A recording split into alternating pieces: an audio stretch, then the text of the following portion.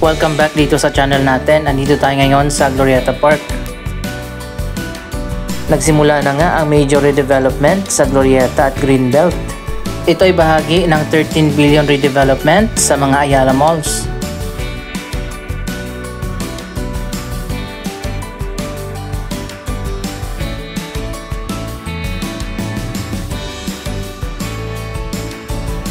Ito na ang latest na update. Ang Glorieta Park ay sinarado na para sa gagawin na redevelopment. At makikita na natin dito yung bagong design ng Glorieta Park.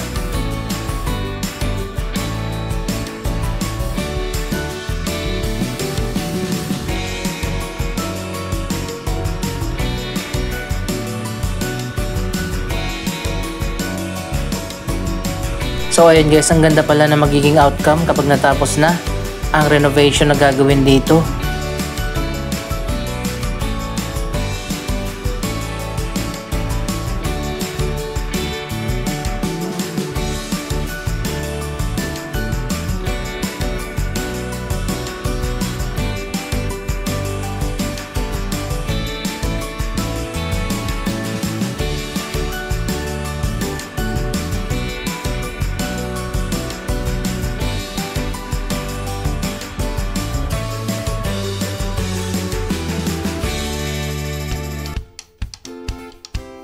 Dito naman sa harap ng Glorieta 4, sinimulan na ang renovation.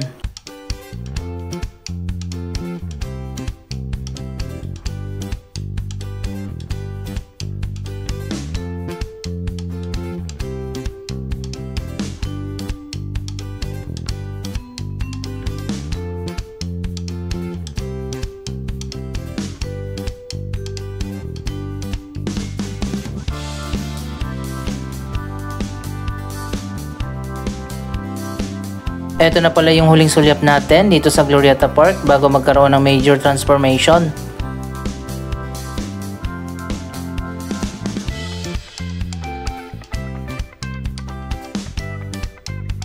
Ito na rin siguro ang right time para ma-renovate ang Glorieta Park.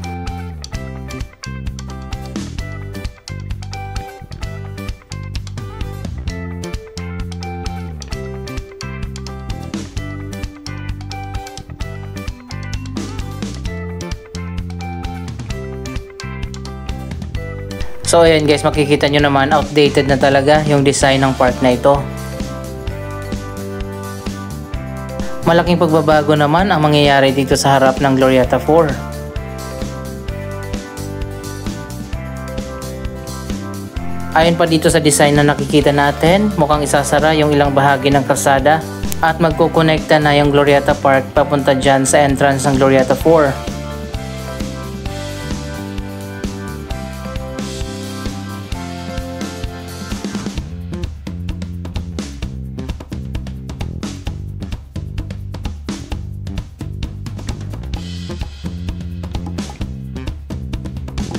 Yung street pala dito sa harap ay magkakaroon ng fountain at dito sa gilid magkakaroon ng roundabout.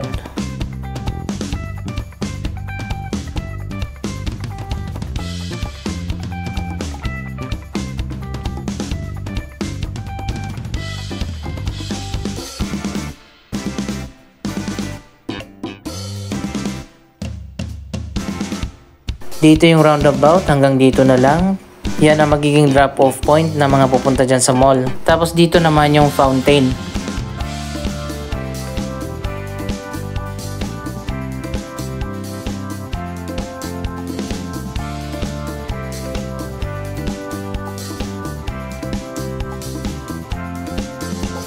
Sa bagay, pwede namang isara yung kalsadang ito. Parang secondary road lang naman siya.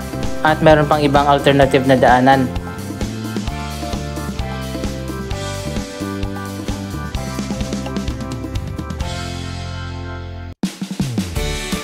Isa pa sa magkakaroon ng major transformation ang Glorieta 3. So ayan guys, makikita naman natin sarado na nga yung mall at ongoing na ang renovation.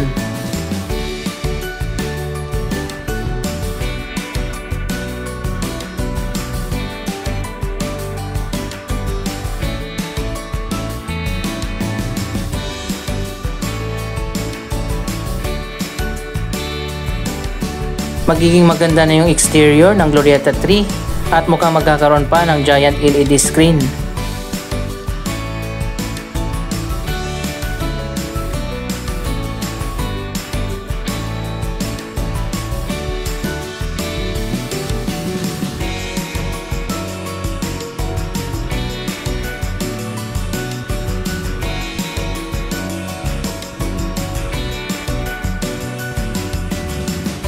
May park din pala dito sa harap ng Glorietta 3. Abangan din natin ang transformation niyan.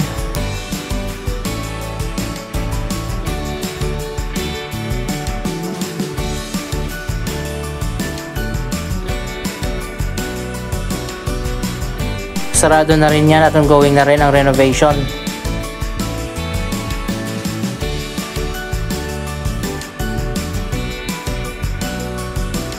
Isa pa sa dapat i-renovate dito ang landmark building. Hindi ko lang alam kung kasama ba ang building na ito sa renovation.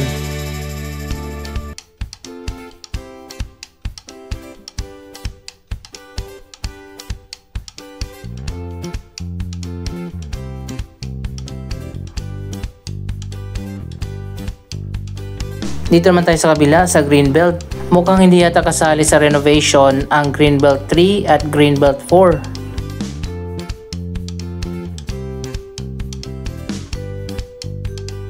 Ang major renovation naman na gagawin dito, ang Greenbelt 1 ay i-demolish at magtatayo ng bagong mall.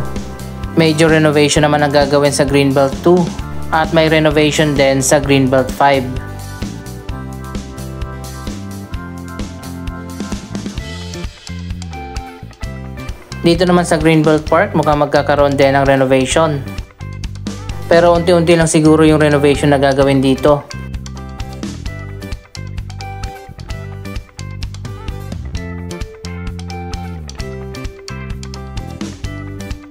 Sa tingin ko dapat ayusin nila dito yung mga walkway. Dapat gawin na mas maluwag at mas open yung park.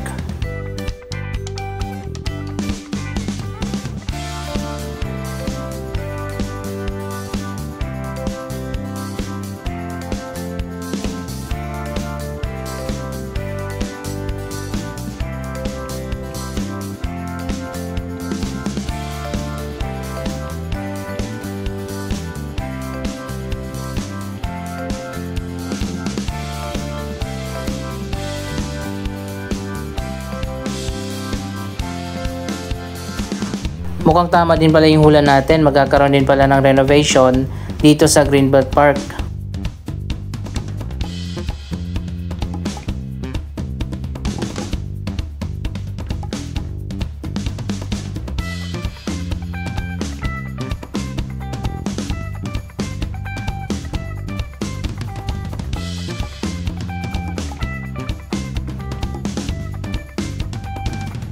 Dito naman tayo sa Greenbelt 5, ayan makikita nyo naman, ongoing ng renovation dito sa exterior ng building.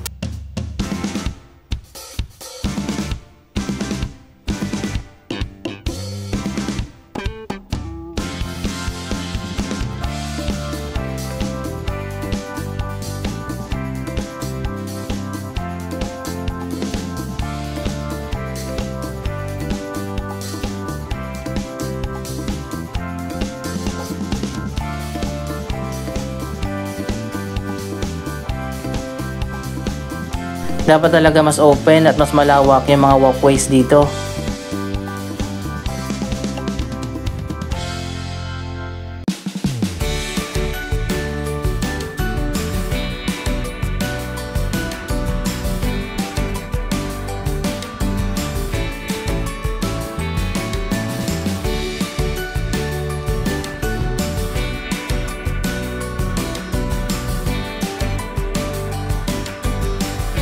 Ito yung mga pond sa harap ng Glorietta 3.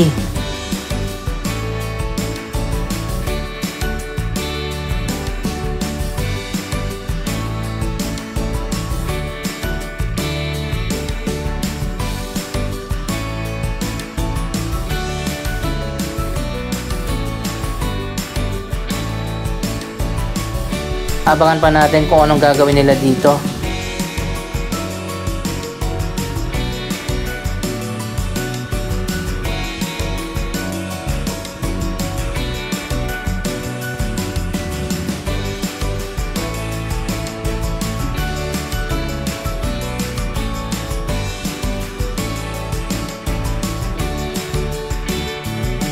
Ang Greenbelt 2 naman sarado na para sa renovation na gagawin. Ang Greenbelt 2 lang yata ang may residential sa taas.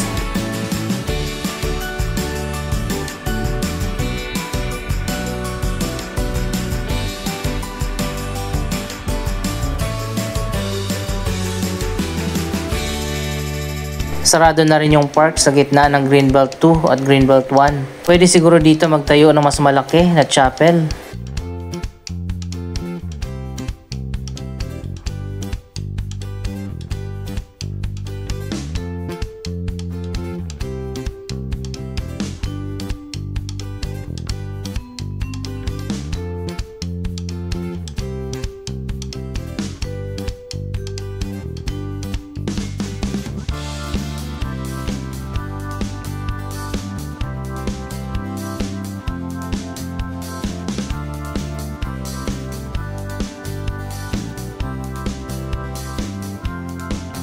So ayun guys, sarado na nga dito papunta sa Greenbelt 1.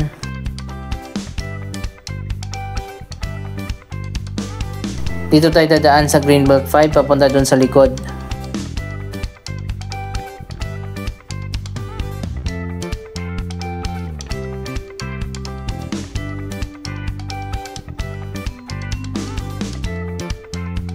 Ito na pala ang latest na progress, talagang dinemolish na ang luma na Greenbelt 1.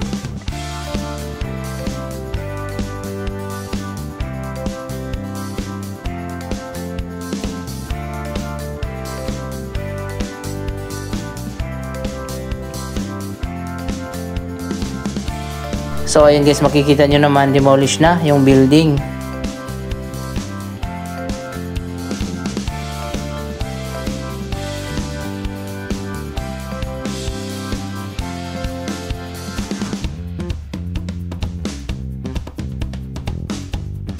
Mas maganda, mas modern at bagong Greenbelt 1 ang itatayo dito.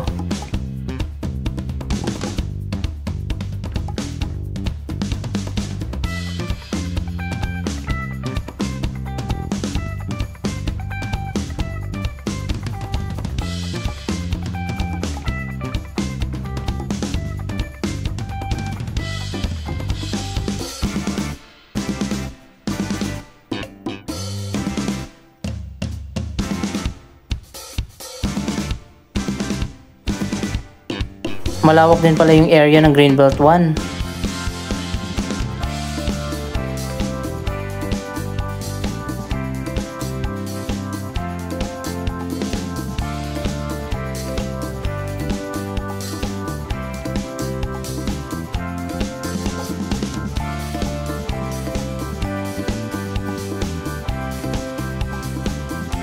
Dito naman tayo sa kabila, ayan makikita naman natin ongoing pa ang demolition.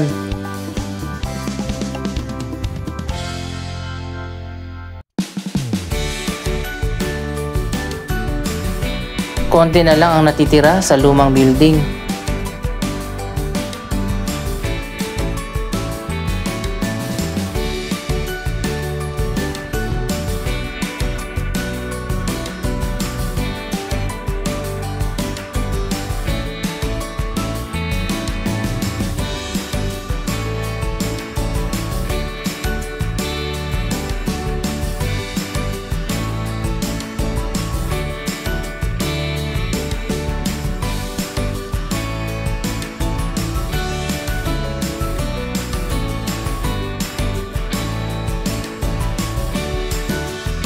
Isang bago at mas maganda na Ayala Center ang makikita natin sa susunod na taon.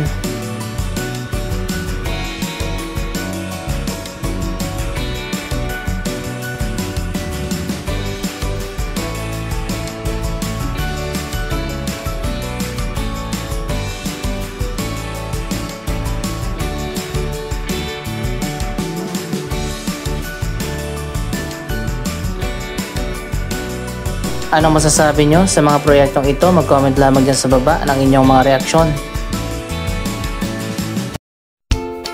Maraming salamat sa inyong panonood. Don't forget to like, share, comment, at subscribe. Thank you for watching!